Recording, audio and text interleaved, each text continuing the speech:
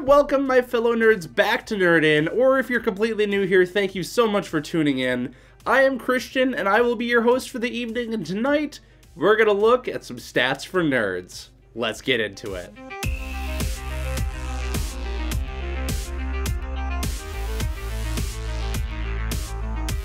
So the main reason that I do board gaming videos is it's for your entertainment, don't get me wrong, but it's mostly as a posterity piece for myself, so I can reflect on my journey as I go along, see where I was at certain times, with what games I was getting into, what my preferences were at the time, how I felt about certain games, and just overall have this complete reflective journey as I go, and just have stuff to look back on. It's kind of like a living diary for board games for me, you could call it, I guess. And this is more of the same, maybe a little bit less for your entertainment, but there's still stuff I'm sure you can find here, new games to explore, seeing what I enjoy in board games to see if my opinion even matters to you at all. It should, but it might help with that if you're on the fence about it. So this is just going over my stats for the month, what's new to me, what's been added to my collection, what I've played, and I think it's just going to be an overall good recap for me to just have little milestones to see where I was at a particular time, just in smaller increments that might help it be easier to digest, I suppose. So we're going to start off with the new games to my collection this month. I added 4 more in total, not really the ones that I had initially planned to get, but I do have plans for some awesome ones next month, and I'm very looking forward to those, so stay tuned for that. So starting off, got myself a copy of Lacuna finally. I just wanted a nice little cozy game to play with my wife. It's 2 players, completely symmetrical, and just a wonderfully cozy, delightful game. It just takes a few minutes to play. You get through a game, you tally up the scores, you don't even really care about it that much, and you set up another game. It's just really nice and cozy. I'll probably end up doing a full review on this at some point. I'm not quite sure. It's just a nice game. If you just want a nice, happy, friendly little 2-player game that is technically head-to-head, this one does fill a good spot. And I mean, it's just a tube. It's a tube that's got everything in it, and then it's got like a drink lid on it to spill out the tokens, and it's just a good time. I love Lacuna. At the same time that I got that, I also grabbed a copy of Sea Salt and Paper. This one, wow. We'll talk more about this in the actual stats segment, but I can't really figure out entirely how I feel about this game. Wow. Wow. Next up here is a game I got for the wife. Oh, sorry, it was 5 new games that I added this month. So the next game is one that I got for the wife, and that is Labyrinth Disney Villains Edition. This game is alright, you know, I'm not a Disney fan myself. She loves Disney, so we pretty much got it for the theme. And then, of course, if you look at it, it's a big labyrinth with tiles that you're shifting around to be able to move through it. And so it's got some puzzly elements to it, so Disney plus puzzle meant that it was a game for her. And, you know, I don't mind it. It's a decent little quick game. You can just plop down on the couch, and we have a little table we bring out and play it on there, and then everything's all good. And, yeah, it's not bad. I'm not mad to have it in my collection. I don't have the normal Labyrinth, and this plays the exact same, just with a reskin on theme, so, you know what, that's fine by me. It lives in my collection, and I'm not really that mad about it. I'd still prefer playing this over pretty much any of the classics, so there's that. And this next one was also a pick for my wife, one that I'm not the happiest with. She hasn't played it yet. I've only played it with my dad so far. It's okay, but I'm just not a fan of this genre, of this mechanic.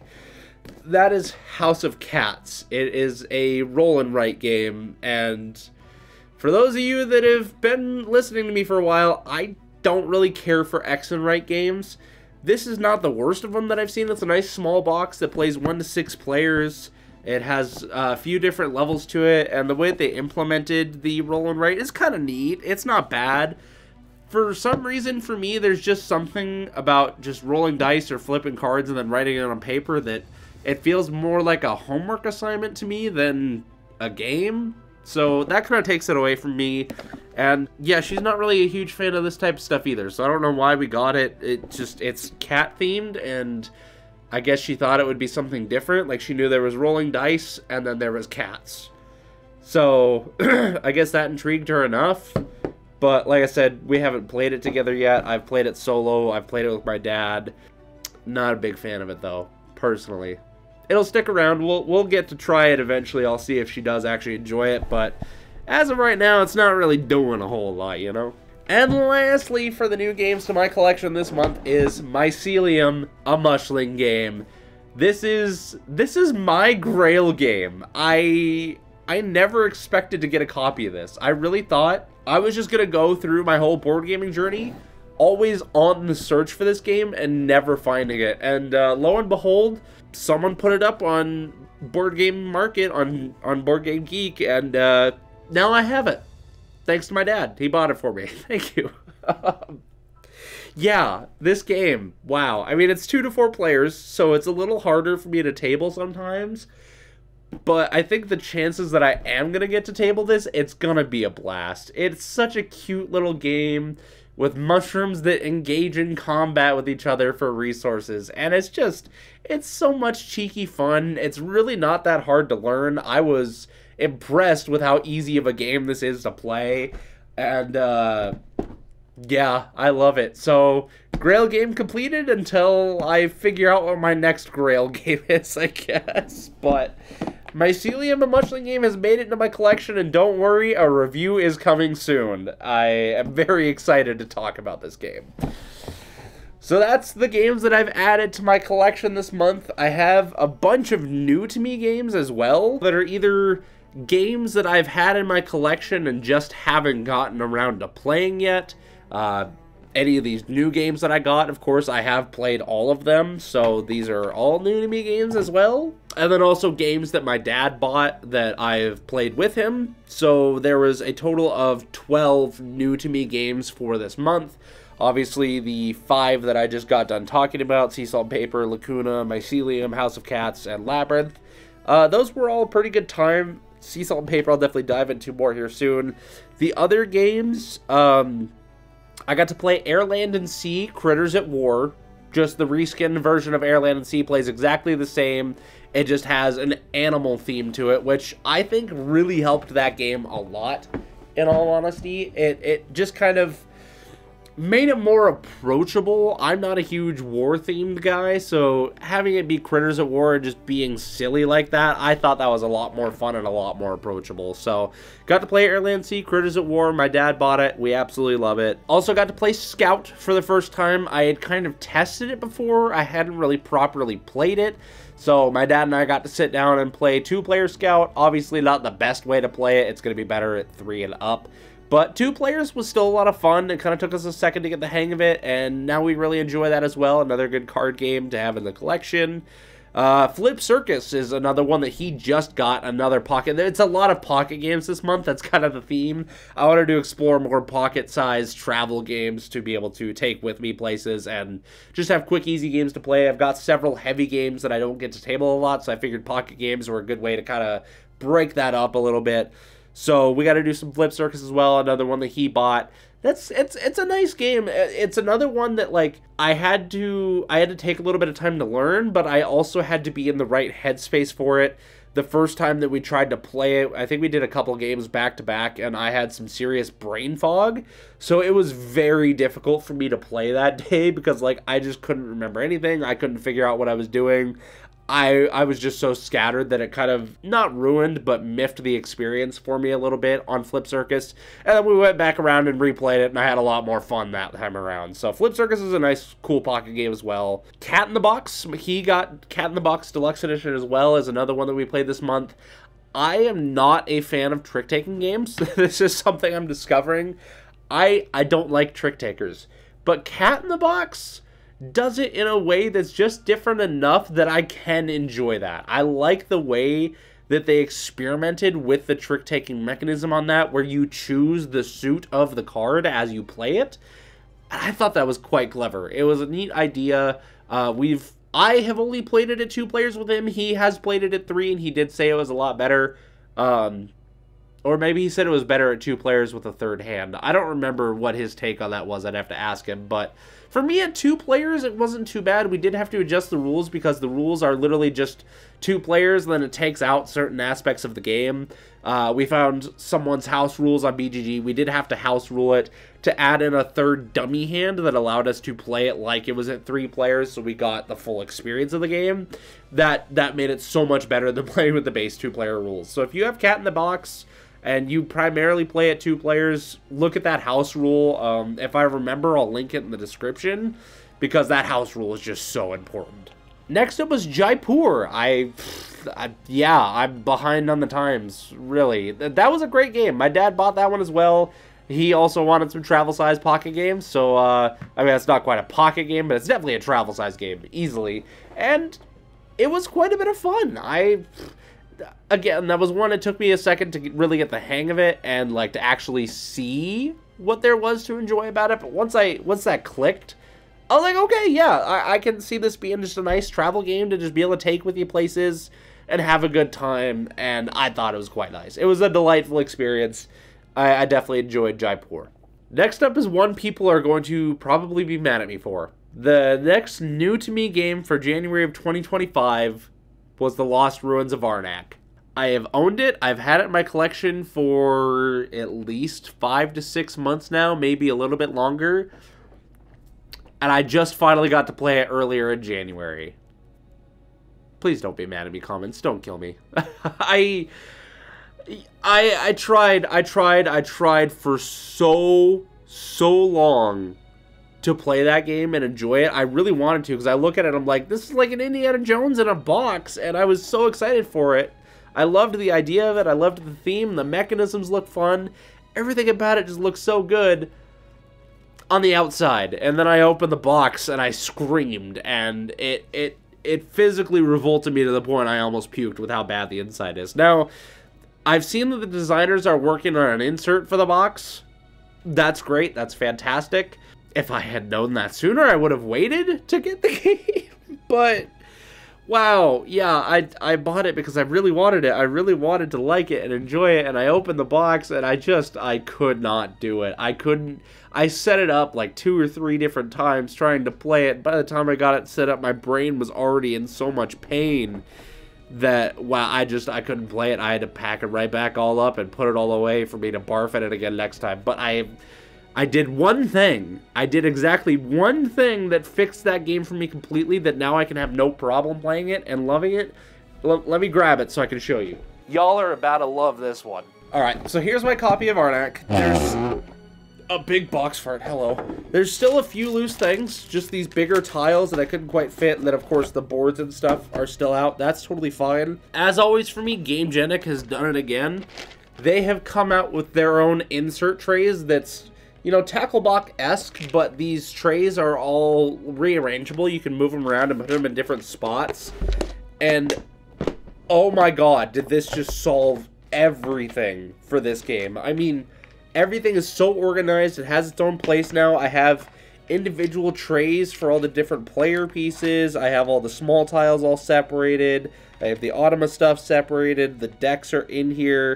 All of my tokens have their own place now. Oh my, the amount of how much this helped, because literally all I have to do now is just take these out, put them on the board, and boom! Game is set up! It's fantastic. I don't have to go through all of that hassle anymore. It takes me like 10 minutes tops to set this thing up now, and it's so much better. God, I am so happy with this purchase. So happy, in fact, that I actually had to go back and buy a second one, so that I could have it available for the board game that I'm designing. Because I'm like, my game is not going to go without an insert. I'm not just throwing everything in little plastic bags. My game will have an insert like this. So I got one for that reason as well. I am chuffed to bits with this thing. This game organizer is so handy. Some stuff does get shuffled from time to time in here. There's just the slightest gap from the lid. But honestly, that's fine. If that's the worst that I have to deal with, I will live with that. Hands down, 10 out of 10 times over what I had to deal with before with this game. This is the biggest improvement I ever could have come across for Lost Ruins of Arnak, and now I can actually enjoy it. I have, since then, been able to table it and actually get it played, and oh my god, is it so nice. It's such a good game once you get past all that. So, I'm sorry for the rant. I had to go on it. It was like how my room used to be before I actually realized I had to clean the thing. So anyways, Lost Ruins of Arnak. Let me go put this back and we'll continue on to the list. And we have 3 games left here on the list now for the new to me games. The next one is Harmonies, a game that I got my dad for Christmas, and I'm mad that I don't have a copy for myself now, but it's in my dad's hands, so I can play it basically whenever I want, which is fantastic. I love that. Oh my god, Harmonies. I played that. It instantly replaced Cascadia for me. I have no need for Cascadia anymore, but I'm keeping it around because the wife likes it, so it's staying. Cascadia is still here. I'm sorry to people that like it. I like Cascadia, but not enough for it to really see a lot of play at my house, so it kind of collects dust right now. I'm sorry. But Harmonies is such a delightfully juicy, pleasant, cozy, beautiful game. The things that I could say about Harmonies, we could be here for hours with how much I love that game. And honestly, I suck at it, and I love it. It's such a gorgeous game. It feels so nice, and it's a great time. Harmonies is fantastic. There's not enough I can say on it, so I won't stay here forever and talk about it. Talk about the next game, which is Tower Stack. This is one that my wife and I got last year when we traveled, I think, like, right at the end of summer. It was like, or no, maybe it was September, October. So it hasn't been around for long, but we haven't gotten to play it yet. Let me show you here. I'm sure a lot of people haven't seen this. It's, like, not even really acknowledged on BGG. Like, it's there, but it's literally just a dexterity game of stacking these awkward blocks in a diagonal form on top of this rocking tower. And it just, whoever makes it fall first loses. And there's cards that instruct you what piece you're putting on next. Sometimes there's limitations. Sometimes you have to move a piece that's on here. It's a neat game. I'm not a huge dexterity guy, but I do like this one. This one is fun. And last on the list is Sushi Go, a pocket game that I got at the same time that I got Tower Stack and haven't played until this month because no one really had any interest in it, and I played it. My dad and I played it together at 2 players, and really, it's more of a party-esque game. You would want it at a higher player count, like easily a higher player count would make it so much more fun. Having 2 players, it gets a lot more rough because then you're at like a point of just hate drafting for each other, and it kind of doesn't feel as good even with that dummy hand in there. So I think I would prefer easily at 3 or higher players. Scout is still fine at 2, but that's going to be better at 3 or higher. Sushi Go, I think you kind of need 3 or more. The 2-player mode is just a benefit, but that's really not how I'd play. I would want at least 4 people for Sushi Go, I think. But still a cute game. I'm not mad to have it. If I ever go to conventions or I'm just with a few people who just need a quick game to play, I could see it being a good time. I'm definitely not mad about owning it, but I do have better pocket games in my collection that I would likely play over that. So that's all the new to me games for this month. Let's take a quick look at my full stats on my plays for the month. So I had a total of 78 plays this month across 26 different games. And surprisingly, the game that I played the most was actually Sea Salt and Paper at 24 plays. My dad and I played this game a lot. I constantly went back and forth on how I felt about this game. There were days that I was loving it. There was days that I was hating it. The problem is that it's such a luck-based game with just the smallest inkling of strategy to it. And the way I've heard it explained is that it's a game best played like over a cup of coffee. Like you're just relaxing, you're just, you know, having a quick drink, just chatting with a friend or whatever, and you just whip out a quick game to play. This fits that niche very well. It fits that little hole quite well. The problem is that when my dad and I play games, we are locked in. And he enjoys games like this. He really loves them. And if it was like the coffee scenario, you're just playing a game over a cup of coffee, not really worrying too much about anything, just kind of playing some cards and having a time, I could see it being great. But when I'm locked in on a game, I am locked in. And I know that I, as a person, have, like, the worst luck in the world when it comes to, like, cards or dice. And, like, I get way too aggressive about it. And it's just so hard for me to, like, step back and be like, hey, it's just a small card game. It's literally meant to be like this. And it's the hardest thing for me ever because I always want to play something so strategic that, like, if I lose, that outcome is a fault entirely of my own. When, like, I prefer it if it was my mistakes and me were and I was the reason that I lost, rather than I just got dealt a bad hand. Being dealt a bad hand for some reason feels so much worse than knowing I could have changed that outcome by just playing differently. It was see on paper, there really is none of that. Like, there's almost nothing you can do to swing the outcome in your direction. It's just all about luck, and that's such a hard thing for me to get over. There are some days that I really enjoy it, and I'm just playing cards and having a good time, and there's other days that I'm too locked in. I'm wanting that strategic experience so bad, and I'm failing to get it out of this game.